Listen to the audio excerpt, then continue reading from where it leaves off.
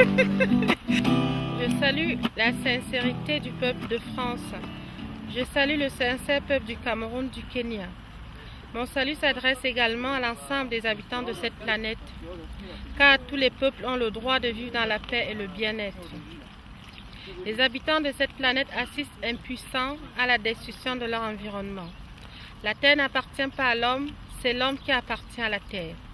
En ce jour, nous pleurons nos enfants, nos 148 étudiants kenyans morts sous les coups des djihadistes somaliens, les Chebabs affiliés à Al-Qaïda le 2 avril dernier sur le campus de l'université de Garissa.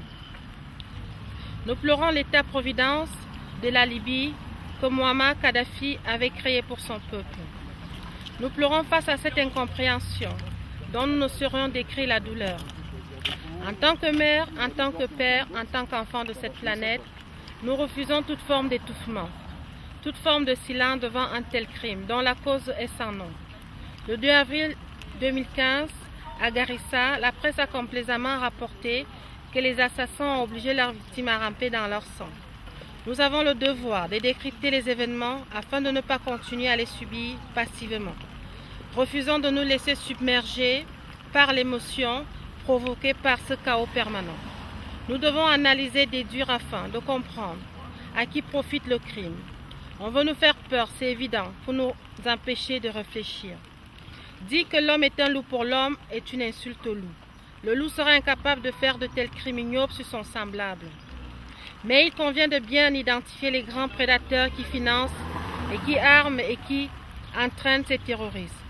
Rappelons-nous le nom des criminels qui en 1925 ont créé et financé en Allemagne le groupe pétrochimique IG Farben, l'origine de l'ascension du parti nazi, qui se cache derrière les misérables combattants de Boko Haram, derrière les Chebabs de Somalie et derrière tous ces soi-disant islamistes radicaux.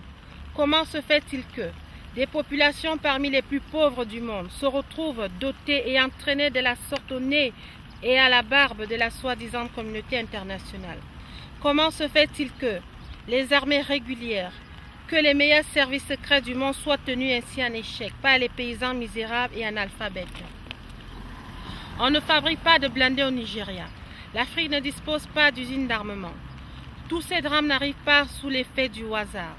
Je vous invite à méditer, se poser la question le président Idriss Déby du Tchad.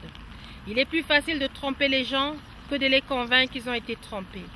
Notre véritable problème en Afrique, c'est que Dieu a fait le malheur ou le bonheur de mettre sur la terre africaine toutes les ressources minières qui concourent aux besoins des nations dites industrielles.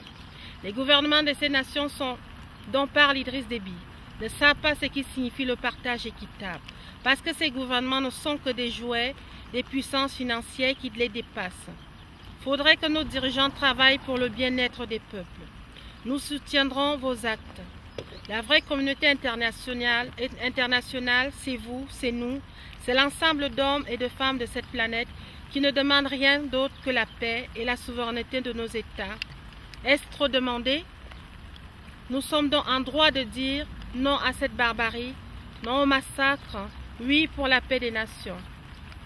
Nous pleurons nos mères, nos filles et nos pères du nord Nigeria, du nord Cameroun, du Tchad et du Congo, morts sous des coups des djihadistes islamistes et de Boko Haram au nord Cameroun, ainsi que tous les innocents morts sous l'anonymat, souvent trop vite oubliés.